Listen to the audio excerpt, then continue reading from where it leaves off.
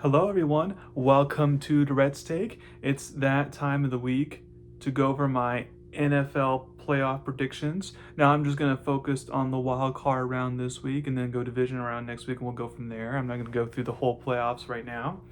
So let's get started with the first game on Saturday between the Rams, who are 10.5-point favorites, and the Panthers.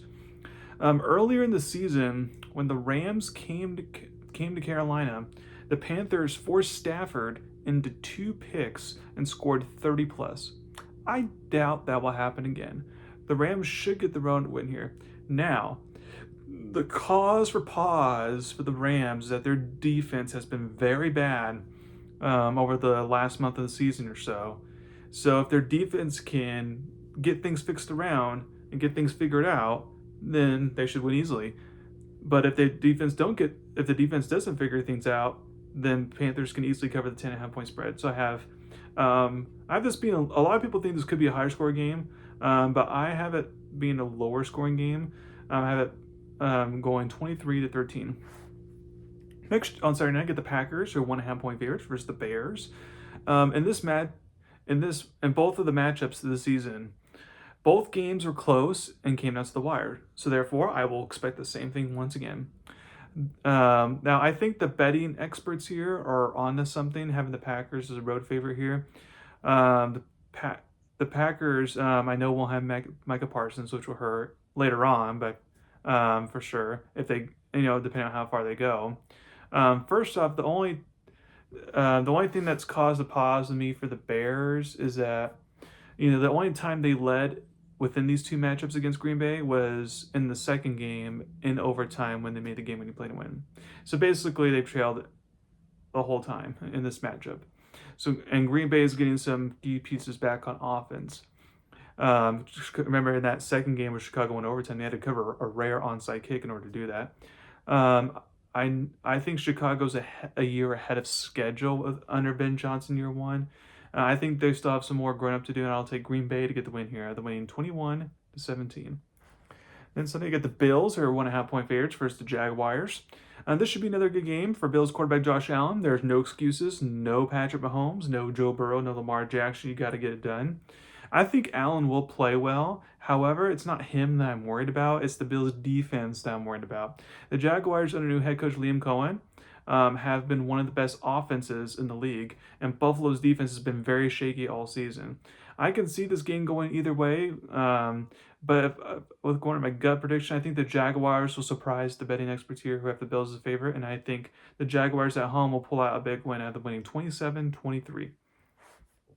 Next, you get the 49ers versus the Eagles, who are 6-point favorites. I know there are a lot of good games this week, some of which were hard to predict. However, this may be the hardest game for me to predict. I don't lean in any direction here. The Eagles have one of the best rosters in the league, so if they just play their A game, then they should win. However, if being the key word there, the 49ers offense will get a lot of key pieces back, like left tackle Trent Williams back after missing a few games, and tight end George Kittle, and also receiver Ricky Peterson has been out for a while. He'll be back. Quarterback Brock Purdy has had big playoff game experience, as Jalen Hurts does for Philly, so there's not a discrepancy there. The matchup I'm curious about the most is the 49ers defense. Despite having star players like Fred Warner and Nick Bosa out, the 49ers have been playing very well. If they really play well this weekend, then I think the offense can do its job, and therefore I think San Francisco can knock out the defending champs.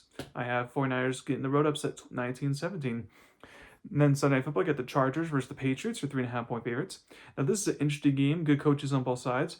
For how good Chargers quarterback Justin Herbert is, it's weird he's 0-2 in the playoffs. And in last year's playoff game, he was just awful with the 4 picks.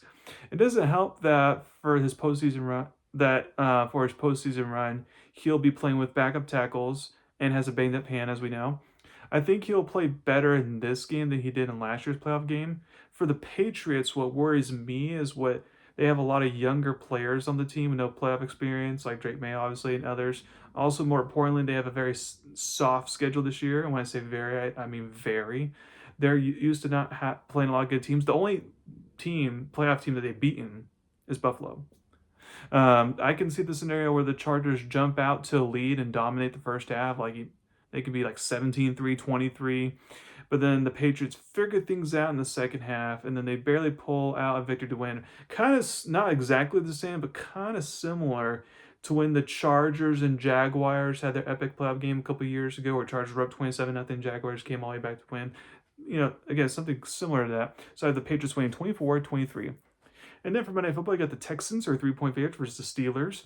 I like this matchup for Houston. The Texans, great defense, shouldn't have an issue against a very hot and cold Steelers offense. CJ Stroud is 2-0 in wild card games as well, so the stage is not too big for him.